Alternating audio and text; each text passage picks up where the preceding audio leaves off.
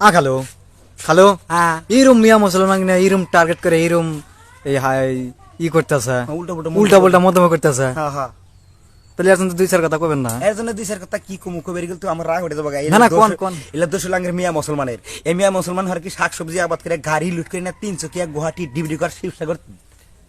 শিলং এগুলা জায়গা আপনি পয়সা দেই ওরা হর কি কিনে নেয় ভালো মন্দ তৈরি করে খায় আর টাঙ্গর টাঙ্গর কথা কয় নানান ডিলের মন্তব্য করে